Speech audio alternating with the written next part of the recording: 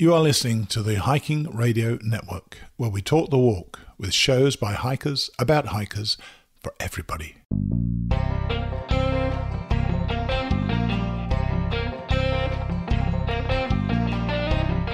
This is the Hammock Hangers Podcast, where we hang out and talk about everything from hammocks and hammock camping to the group hangs from around the country.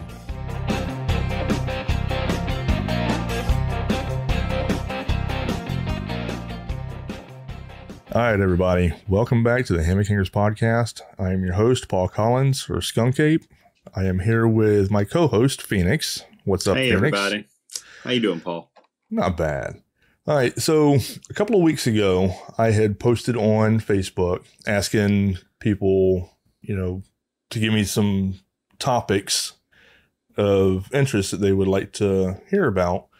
And I got an email from a Cassandra Cridland that was interested in learning more about bridge hammocks. This is pretty much going to be more you talking this time, AJ, because you have more experience with the bridge hammocks. I have not got mine yet. A little bit. Yet. Keyword of that, yet. Yet. I mean, you've set one up for me. I have yet to receive it yet, though. We have not hung out with each other since HangCon. Yeah, we should definitely get back together. Yeah, definitely. So, anyhow, so just start talking about, let's go over like the differences and stuff. I got some of the questions that she has here. So we'll start off with the first one. And then, of course you can add to whatever comes to your mind. But the first question that she has is, why would someone choose a bridge hammock over a gathered in hammock? And what are the pros and cons of one over the other? Yeah, I mean, this is a great question. And it comes up a lot in conversations that I have with people when I tell them I'm a hammock camper. They just assume kind of like that backyard hammock. But when you kind of clear that up, it goes to like a gathered in. And then when you say, oh, actually, I'll sleep in a bridge hammock, it goes to a whole nother level. Let's see. I am fairly new to bridges in the grand scheme of things. I've spent the majority of my hammock journey with gathered ins, only because mainly weight restrictions. But now that that's no longer the case, I've really gone into bridges and just kind of embraced it. I've been very curious about bridges for a number of years, and I want to say I even made one of the bridge hammock kits from Ripstop by the Roll a few years ago, maybe 5 or so years ago. And I mean, granted, I was super exceeding that weight limit, but it held me. I took a nap in it and sleep overnight in it. But so do bridge hammocks have less of a weight tolerance than a gathered in? Yes, they do. And it's not necessarily the fabric itself is not the issue. The main issue is the spreader bars. There's so much force being pushed on the spreader bars that they can actually basically collapse on themselves and bust. I have had the unfortunate situation of having an aluminum spreader bar explode over my head. It's my life. I bet that was pretty puckering. Eyes. Oh, it was something. It was a wild ride. So what would the weight tolerances be between, like your normal gathered in versus the weight tolerance of the bridge? I mean, if you're looking at, let's just take a Banyan, for example, because that's an easy comparison. A Banyan, a double layer Banyan, and a double layer Chameleon. I mean, a double layer Chameleon, I mean, you're looking at easy 400 pounds. I mean, realistically, I've hung in a double layer Chameleon completely stretch free and completely comfortable, close to 440 pounds, 450 pounds, and been perfectly fine. However, if you look at the weight tolerances on the Banyan, you're looking at 250. I would venture to say even up to 300. I was laying in a bridge hammock at 300 pounds, and it held just fine. Like our vendors do, they kind of conservative weight ratings because, if you don't know what you're doing and you make some stupid choice and you just hop down or you grab the spreader bar or something like that, they can easily, but I knew what I was doing and I was very careful. But I would say 300 pounds. But really, another part of the issue with a bridge and a lot of something that people go, I personally never had any experience with it. Really, if you're looking at that 300-pound weight, your shoulders are pretty broad. And for bridge hammocks, people tend to think they offer a little bit more shoulder squeeze than you would find in a gathered in. I haven't found that. In fact, shoulder squeeze has never been an issue that I've ever had to really deal with a lot for any of the hammocks that I use on a regular basis, at least. So are they saying that because of the design of the bridge hammock? Yeah, it's basically cut like a kind of a thick hourglass. There's cat cuts on both sides, just because that's just the way that to make the middle of the hammock kind of tauter, because that's where the majority of the weight is. It really gives you that completely flat lay. Okay. Without having to go at a diagonal. Right. You don't go in a diagonal at all in a bridge hammock. You just lay completely flat, and it is glorious. It is glorious.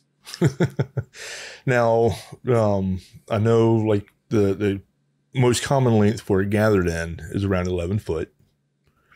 What is the length of a bridge hammock?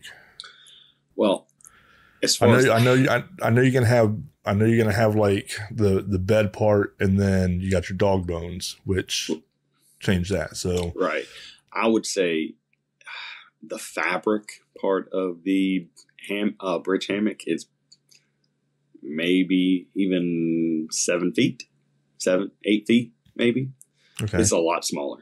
Okay. The majority of the weight is going to come from the dog bones coming on the either side. That's going to hold the spreader bars to your suspension that you want to use.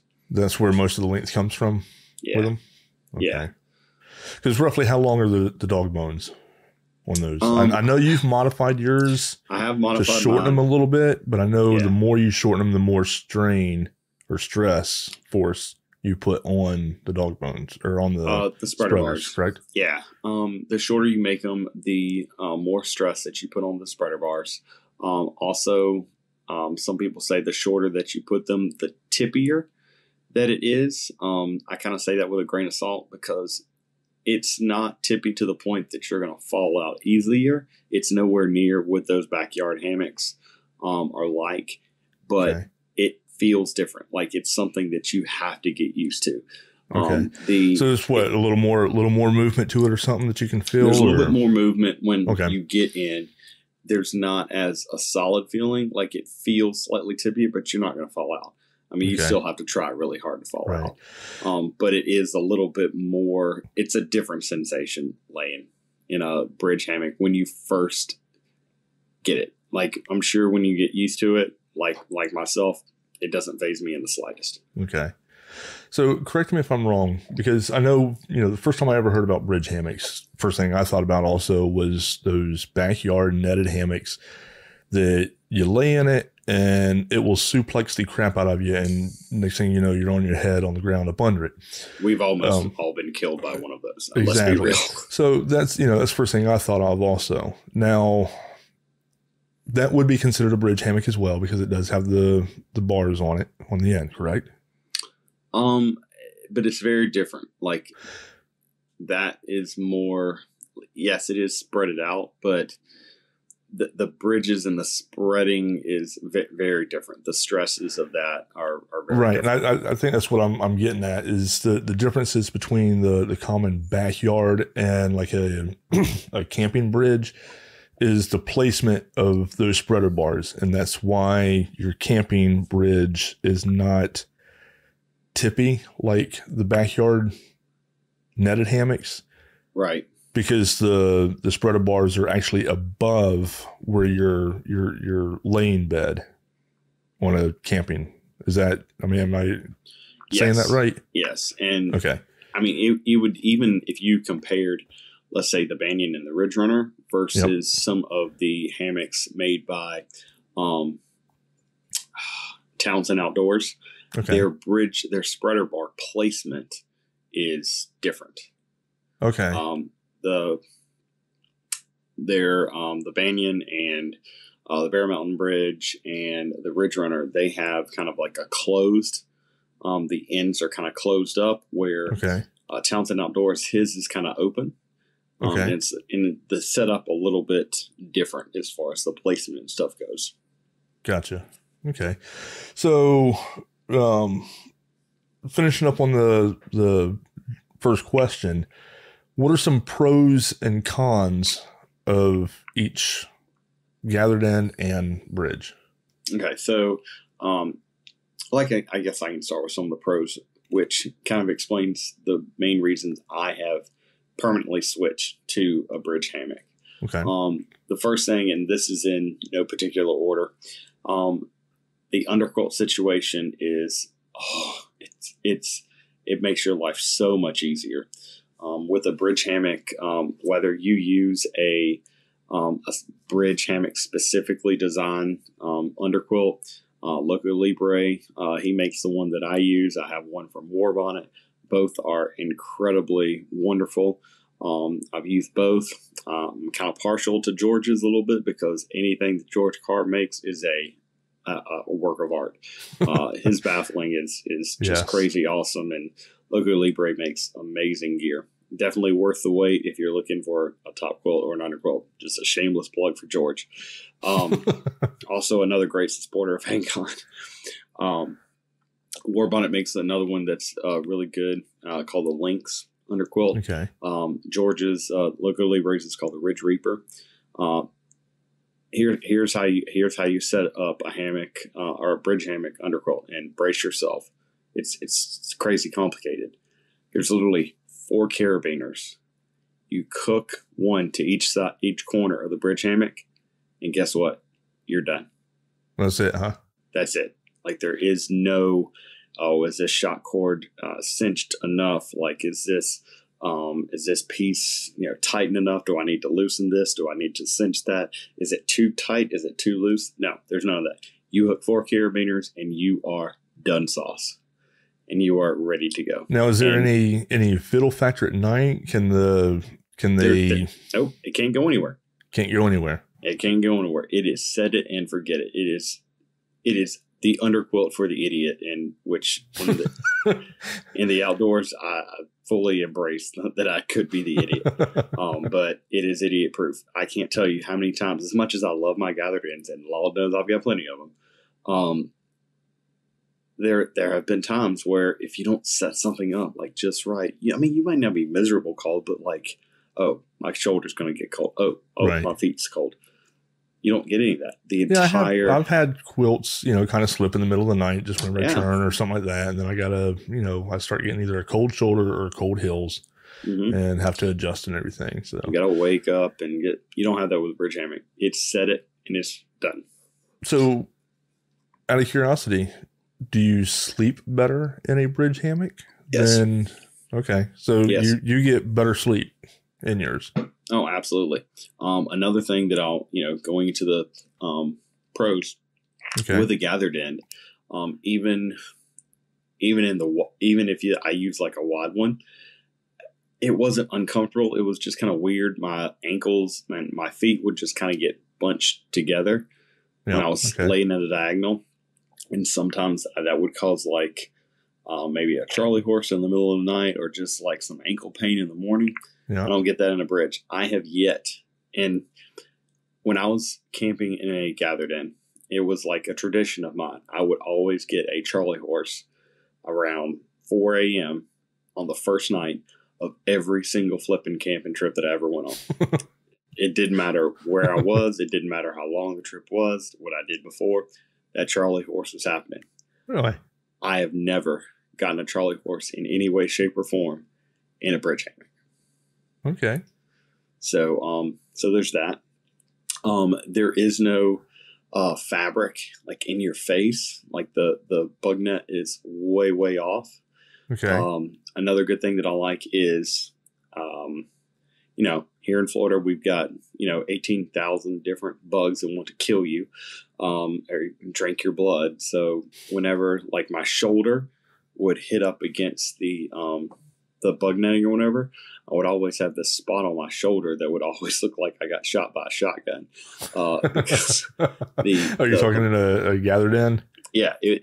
So the bugs would just attach and they would just bite through the bug netting. Now, granted, my shoulders are pretty wide, so right. You don't get that at all in a bridge hammock. Like you were so far from the zipper. Right, because you're down below the net. Really. Yeah. Because the way it's designed, you actually have material next to your shoulders versus being able to get the netting. Absolutely. Okay. Another really great thing about them is you lay in a flat lay. Like it is not like curved. It is crazy flat, crazy comfortable. And just the lay itself. And there's so many different like ways you can prop your leg up. You can kind of throw it over the side, or, you can kind of sit in a figure four or lay in a figure four. Right. But anyway, is crazy comfortable. And yes. I know I've laid in yours whenever you had it set up, whenever we have been out there at Sertoma. And, of course I didn't sleep in it all night. That would have been a little weird, but, it's not like I don't have extras. This is true.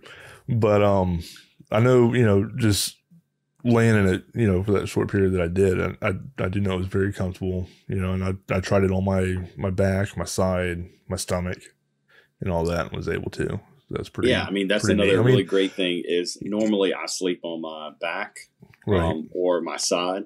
I can do that no problem whatsoever and comfortably. I can sleep on my side in a gathered in, but it's kind of weird, and I always just end up on my back anyway. In a gathered in, I can sleep on my side. I can sleep on my back. I can even pretty comfortably sleep on my stomach as well. Okay. See, I sleep pretty comfortable on my back or my side in my gathered ends. I don't have a problem with it either way, but not so much on my stomach. Right. I have tried it and it does hurt. But it's just weird. Like it's and you try to explain to people, it's not uncomfortable, but it's just kind of weird. It's not something that I want to spend the entire night. It don't feel natural. That position. Yeah. All right. So is that pretty much all the pros, or are there any more pros to it? Oh no, I can keep going. I keep going on. But let's see. Some other pros. Name about 2 more pros, and then we'll move on to some cons. Okay, so if you don't have a lot of like extra and add-on, it packs down smaller, I think. Most because there's a lot less fabric than you would with a gathered in. It packs down smaller. Let's see. It's also easier to set up. You have more of a 20-degree angle than you do in a gathered in where you need a 30-degree angle. Okay. So it's easier to set up. Another big pro is it's a lot more comfortable to sit in as a chair. And I'll talk about one of the mods that I've made to one of mine that make that experience even better. Did you make the same mod to mine? I may have. I think I'm playing around with the idea of making a single dog bone that'll do this. You can do it without this particular dog bone. You can just use a carabiner or an extra continuous loop, but I'll talk about that here when I talk about my modifications that I've made to my bridge hammock. So but yeah, I just love it. I just really did. So now, some of the cons. Yeah, let's name some cons. First thing that we kind of talk about, and it's not really a con, but for some people it might be. It feels different when you're getting into it. When you're laying back, it is a little tippier. But just like the first time that you laid in a gathered in, it also felt really weird. You'll get used to it. We all do. And you get over that kind of tippiness pretty quickly. Kind of like the first time I laid in my Cloud 71 hammock. Yeah. I still haven't felt trusted really my weird rear end to that. Yeah.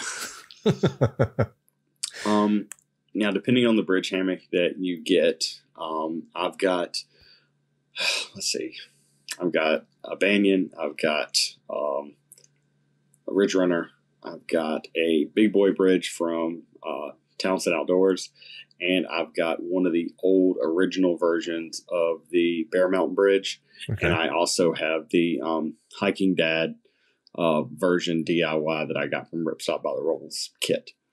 Okay. You don't have, with the Ridge Runner, you don't have a structural ridgeline. So if you're looking to hang something that's got some weight, kind of like a hang time hook with your phone, it doesn't really work because there's not that structural ridgeline. Okay. You don't necessarily have that with the Banyan. There are 2 ridgelines in that can support that. And the Big Boy Bridge also has a structural ridgeline. So depending on what version of the bridge you get, you might be with or without a structural ridgeline to hang something on. Can one be added? Or no? Can it be modified too? You can add something similar to the Ridge Runner, which I'll talk about, but not something that is going to act in the same way that a ridgeline on a gathered end would. Okay. As far as like ability to hold things with weight. Gotcha. Okay. Okay. Another problem, we talked about setup. You need a much longer attachment point distance between your trees or stands or between your suspensions, because the dog bones come off and they need a lot more room to spread out. So even though the hammock itself is a lot shorter, your hang distance has to be longer because of the dog bones. Okay, and that's actually why Yobo Gear came out with the Hive. One of the reasons, I should say. Yeah. Come out with the Hive because a bridge would not fit properly on the Cricket, but the Hive it does. Right. Yeah, you would have to make some modifications to a Ridge Runner because I've seen that done to put it on a Cricket. It can be done, but it takes some adjustment, and depending on how comfortable you are, shortening your dog bones to your weight ratio, you might be playing with disaster a little bit. But so to do it, it would probably work better with a lighter person than a heavier person. Yes, is what you're saying. Yes. Okay. Heavier person could be total disaster. If you're shortening the dog bones too much, yeah. Yeah. Okay. So the hang distance needs to be longer. So in turn, you usually need at least a 12-foot tarp to get to the point where you can have your dog bones enclosed in a tarp, especially if you got a tarp with doors, full size or the mini doors. One of the projects or one of the kind of missions that I've had with some of my bridge hammock mods is to be able to put it in an 11-foot tarp, and I'll talk about some of the modifications a little bit later. Yeah.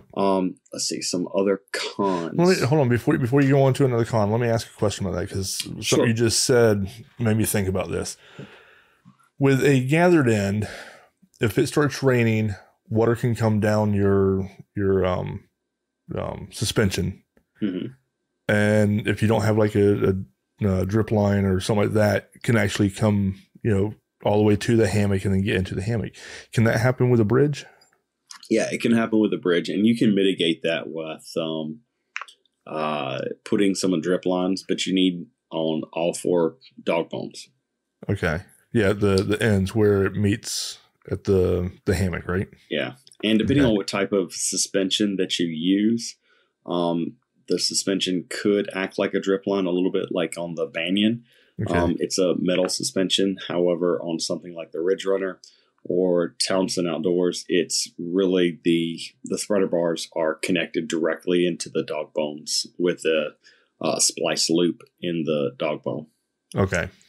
So there isn't that metal water break that you get with something like the Banyan. Gotcha. I guess that's what I was thinking of is the Banyan with those little metal pieces.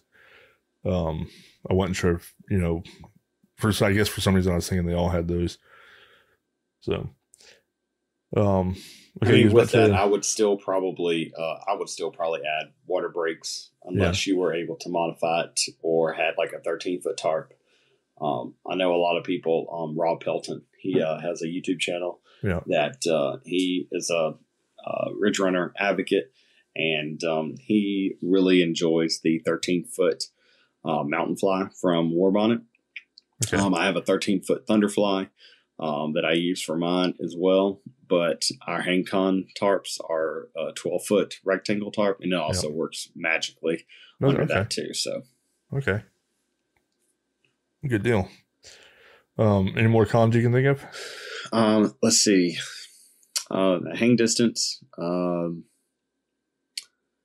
the ridgeline. Let's see some of the other cons. Oh, the shoulder squeeze for some folks. Just the way some people describe it as kind of laying in a bathtub a little bit because it is very like trough-esque. Okay. And some people that's The just doesn't work design for some people. to me, the design of whenever I see a bridge hammock, what pops into my head as far as the design of it is like in the old military movies when they had the little cots when a soldier would get injured or whatever, and they would have to two other soldiers would have to carry him off. So the kind of U-shaped tub thing is what I think of whenever I think of the design of a bridge. Yeah, and I would say that's very similar to the Banyan and the original Bear Mountain Bridge. I know that the New Jacks are kind of reworking the design for their Bear Mountain bridge hammock, which they're going to be releasing here at some point here soon. But the cut of the Ridge Runner, for me at least, it feels very different. It's not as trough shaped, and it actually, when you lay it down, the way that it's cut actually raises your head just a little bit more than the rest of the hammock, which is something that I thoroughly enjoy. The cut of the Ridge Runner versus the other three that I have or four that I have. I'm assuming with a bridge also, when if you use a camp pillow, you don't have to worry about it kind of sliding down every time you go to sit into the No. It's kind of set it and forget it kind of thing. Okay. Other than that, like I can't think of any other con specifically. It's really nice. You can see out both sides, so that's another. You don't have a wall of fabric. You can get in and out of either side. Bridge hammocks are awesome. The weight restriction is probably a little bit more strict than, let's say, a gathered in, just because you do have those poles. And again, it's not a con for me per se, but if you're a gram weenie and you're an ultralight person, the actual spreader bars do give you a weight penalty. It's something that you don't have to carry with a gathered in, but you can mitigate that by there are trekking poles that you can use as spreader bars. There are carbon. You just fiber got you a options. set of those, didn't you? I did. Have you tried them out yet? I haven't tried them out yet. I just haven't had a chance to, but it's definitely something on my list. I want to say that Nama Gear, they do a version of a bridge button, which is something that that can lead to another con, but we'll get to that in a second. That is set up to accept the ends of the trekking poles along with a camera mount pin. That you can get certain trekking poles that have that on to attach like a camera or a GoPro on, just kind of screws on top that can accept that as your spreader bar pole. Okay. So with that, this is can be a very expensive con if you're not very careful, because the poles have the tips. And how much the bridge kind of swings back when you're getting into the hammock, you run the risk of potentially poking a hole in your tarp if you don't have something that kind of covers that. There's a few products on the market that do mitigate that. Nama Gear has a set of bridge protectors things that are really cool. I know Frugal Innovations or Fugal Innovations. Yeah. He makes a 3D printed version that I have, 4 or 5 sets of.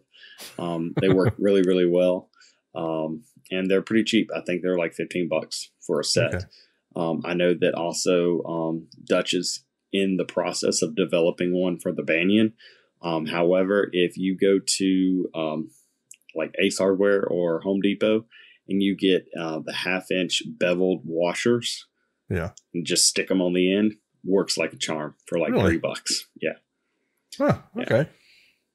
If you have some of the older Ridge Runner, Arrowhead Outdoors has like a shrink wrap that he's cut specifically for that you can kind of heat shrink over your buckles, that your pins won't poke out so you don't damage your Cuban fiber tarp. I remember watching a video of I want to say it's the Shill brothers. They were talking about the Banyan, and I guess one of the times they got in, it swung back, and one of the spreader bars actually poked a hole in his carbon fiber or Cuban fiber tarp. So kind of an expensive lesson to learn, but yeah. So that could be another con. It can be patched, but patches look hideous. Pain in the butt. Yeah. Yeah. I'm very careful when I get into mine. Yeah.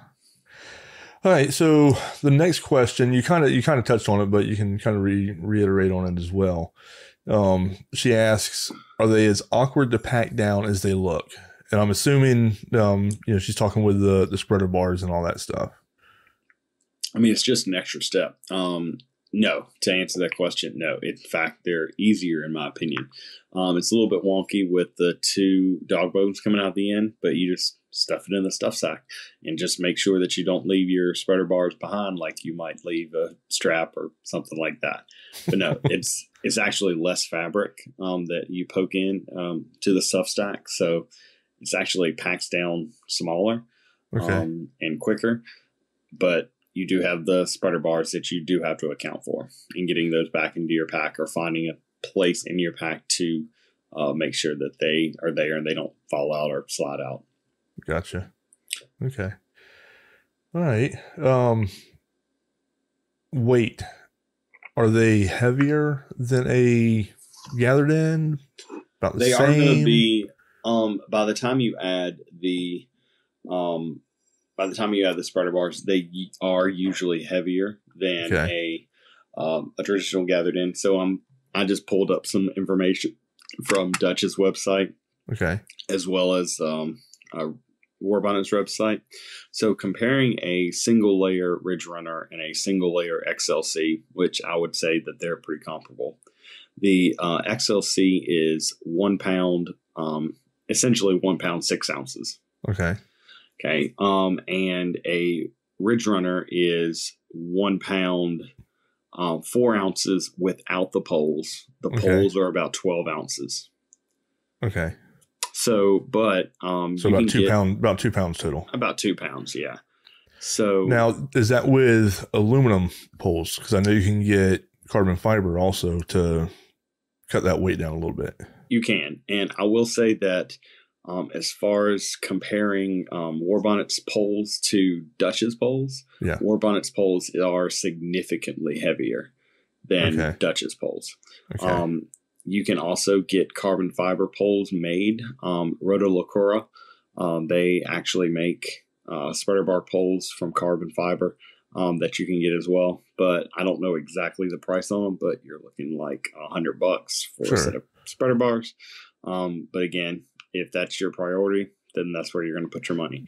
Do you know off the top of your head how much of a weight savings that is if you go to the carbon fiber? Because I know you have or had carbon fiber. Father-in-law, I got them used, so I don't know exactly how much the guy paid for them. I want to say they're like 6 ounces total. Yeah, so 3 ounces a piece or 6 ounces a piece? No, they'd be 3 ounces a piece. I think 3 ounces a piece. They're crazy light. They're crazy light. I want to say, I don't know if he sells them individually, but Dutch's are only slightly heavier than the Rotolacora ones. But I guarantee if you can find them separately, they're going to be a whole lot cheaper. Gotcha. Okay. comparing the chameleon, a single layer chameleon with a single layer banyan. Unfortunately, these are in ounces, so a chameleon would be 20 ounces and a banyan would be 27 ounces. And none of these weights include the suspensions, because suspension is kind of your own thing. Yeah, because you can change that out to whatever you want. And that's another really cool thing about a bridge. Like, you can essentially use the exact same suspension that you would on your gathered end on your banyan or on your bridge runner or on whatever bridge that you want to try out. Gotcha. Okay. So if you like cinch buckles, you can use cinch buckles. All right. And then you've already talked about the tippiness of it. So let's talk about some of the modifications that you have done to yours and hopefully have done to mine that you're putting together for me. Yeah, I mean, so out of all the hammocks on the market, or all the bridges on the market that I have made or are commercially available, I just overall the package, I think the best deal is the Warbonnet Ridge Runner. It's very well made in Evergreen, Colorado. They're another one of our great vendors that are supporters of HangCon. And they make a great piece of gear that I own quite a lot of. Their tarps are great too. My very first quote unquote real hammock was one of the first gen XLCs. Okay. And it worked out great. While I had just that one, which was quickly replaced by an uncertain number of others. But so my goal, I love to tinker with things. And when I bought I've already got a bunch of other, I want to say 2 or 3 more of the Ripstop by the Roll bridge kits that are on kind of order for after I finish tinkering with these things. But one of the first things that I wanted to do was I wanted to be able to get my Ridge Runner under a 11-foot tarp, because that's what most of my tarps are. That's how much most of my friends' tarps are, and it's just kind of a pie in the sky goal. So here's what I did. I have actually shortened the dog bones on both ends or the head end down to 32 inches long each. That's probably the absolute shortest that I will go on the head end, just because the spreader bar itself is 36 inches, I believe. Okay. On the foot end, I've shortened those down to 28 or 29 inches. I forget exactly which one. And again, not going to go too much shorter on those because that foot end spreader bar is 28, 29 inches. I forget exactly what it is, but around that. Okay. You don't want to go shorter, too much shorter of the actual spreader bar, because that, again, that upsets stress on the aluminum bar. Gotcha. So that helped take down the length considerably. I also added a structural ridge line on the outside of the bug netting, kind of to the top suspension, connected to where the dog bones kind of come together. Okay. That is set at 10 feet. I want to say 10 feet 6 inches or 10 feet 8 inches. So in theory, that gives me 4 inches or 2 inches on each side to play with, to get it under let's say an 11-foot Superfly, because that's an 11 foot and it's got doors. So I'm able to close it in with the doors closed and the entire hammock, along with the spreader bars are not poking out the end. So I don't have to worry about water running down my suspension. Gotcha. So those are 2 things that I did. Let's talk about the dog bones here for a little bit, because I don't want to forget this. Yep. And I totally stole this idea from Bill Townsend from Townsend Outdoors. Okay. A little bit. He actually attached. So let's just pick a side. So like the right side of each dog bone, he would attach another continuous loop, and he would make that one side on the head end and the foot end slightly longer. Now, the reason he would do that, he would call that chair mode. So if you put those down, it dropped one side of the hammock lower and raised the other side up, so it act more like a reclining rocker than a bed. So it would slump down, so you have a nice little seat that you could sit in. So I've kind of added that on, but instead of adding a continuous loop, I've actually just spliced another loop inside the original dog bone about 4 inches from the end. Okay. Now, have you tried it? I have not. Okay. But my schedule has been pretty booked up since HangCon, so I haven't had a chance to hang out or try some of my gear a lot. So, but the family is going to Disney this weekend, so I'm hoping to get some hammock lab time, I guess. Another thing that I did, I spoke we could about. We could always go to Sertoma on Saturday after you do your wedding. Oh yeah, I do have a wedding this weekend, but we'll see. They're just gone for the day. They're not staying overnight. Oh, okay, gotcha. I got spring break coming up too, so in another month. So we'll see about that too. I talked about the lack of an internal ridgeline, which is really a buzzkill for me because I use my hang time hook. I like to hang stuff on my ridgeline. I hang my glasses, or I hang a ridgeline organizer up there that I can just throw stuff in. That's something I've always gotten used to, really like. You can't really do that in a ridge runner. I did come up with a ridgeline to go inside that is internally tensioned. I buried some shot cord inside the Zingit, so it kind of keeps tension, so I can hang something light on it. So I can hang up a ridgeline organizer and put like simple stuff like my headlight or my glasses. Gotcha. I don't know if I could put my phone in there because the case and everything else on my phone, it weighs like 50 pounds. So that's not going to work. But now I know with the Ridge Runner and the Banyan, I don't know about the others that I haven't seen them. You have the side pockets. Correct. That you can get. And that's one of the use as storage. And that's one of the big differences between the Banyan and the Ridge Runner. The Ridge Runner, those come standard within the price. If you want side cars on your Banyan on both sides, I think it runs about $100 extra. They're about $50 a piece. But I will say, having them on both sides, it adds a lot more slack to that zipper.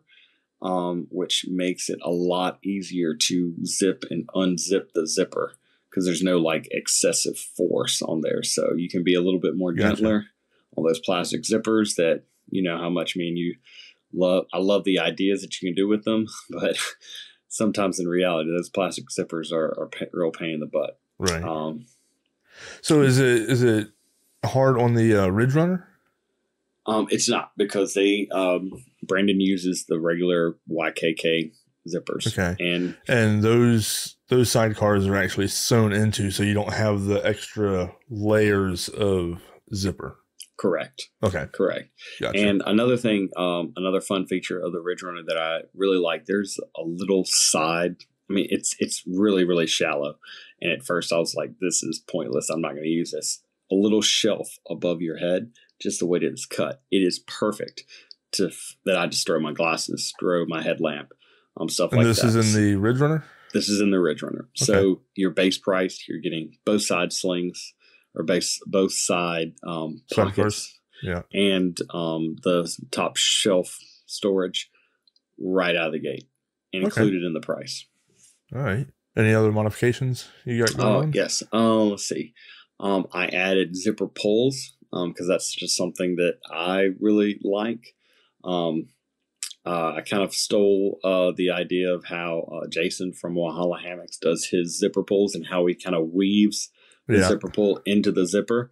It makes them so much easier to pull, and you can actually get full force on the zipper. So you're not like, it's not getting locked in because we Right. have a weird angle. It just kind of pulls. It sounds so simple, but it's really just ingenious how he does it. And it was a game changer for me, just threading the zipper pull through the entire zipper instead of just at the end. So shout out to Jason from Walhalla for letting me steal that from him. Let's see. So I changed out the suspension. I got rid of the one suspension that it had with it. I think it either had whoopies or cinch buckles. Okay. I changed it out to our all-in whoopies, which I know we've talked a lot about, and I have yet to make a video about how to use them. You still have to make a video because every time everybody hears us talking about them, and we get messages, but we don't have a video for it. I know. So that needs to become a priority. Yeah. Everybody send AJ, nasty messages on Facebook about the not having a video up yet. Trust me, he is the one to blame. It is definitely on my list of to do. Because I'm gonna start calling you Britt. Don't do that. Don't do that. But it's a crazy awesome suspension that Paul and I have kind of designed and put together. So I'm really excited to get it out. So many things going on. Let's see. The suspension. I added the bridge buttons because I didn't want to put a hole in any of my tarps. Yeah. It's kind of like a great fear of mine. So that was one of the first things that I put on there. Let's see. Those are cheap and easy too. Yeah, they're like $15, and right. Like I said, even if push comes to shove, the beveled washers, half-inch beveled washers from Home Depot, Lowe's, Ace Hardware, $3. You got them covered. Gotcha. You just have to take those off every time, but they protect your tarp. $3 and a little bit of hassle versus saving your $100, $200, $300 tarp. Right. Minor details. Let's see. Yeah, I think that's pretty much it that I have for right now. I've got some other ideas kind of floating around in my head for when I design and sew my own based on the Hiking Dad version of it. I would like to maybe come up with a way of building one that I could have a single structural ridgeline that I could really hang on.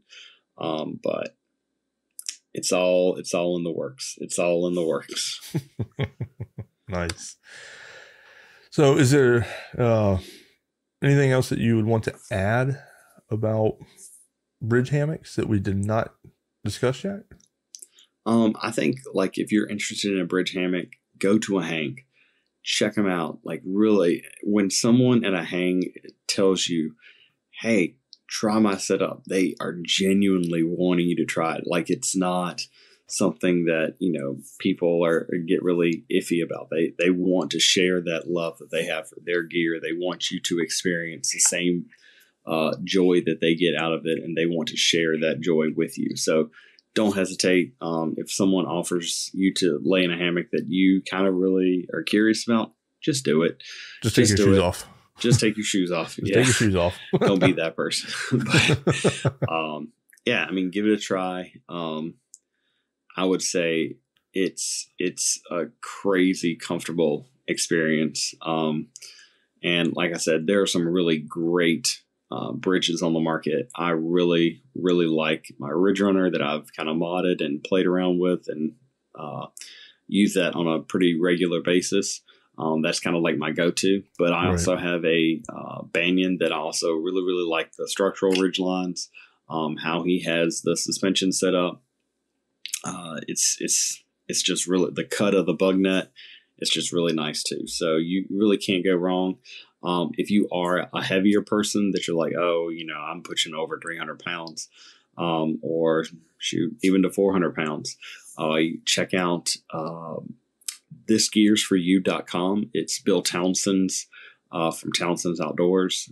That's his website. He has a big boy bridge that is much wider and considerably bigger than some of the other levels of bridges that you can commonly find on the market. And he can hook you up with a really great piece of gear there as well. So there's plenty of options.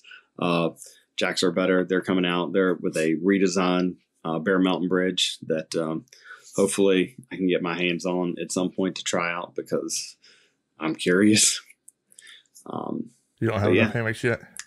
You only need one more than what you already have. until one more comes out. No. You only always need one more, which you already have. I gotcha.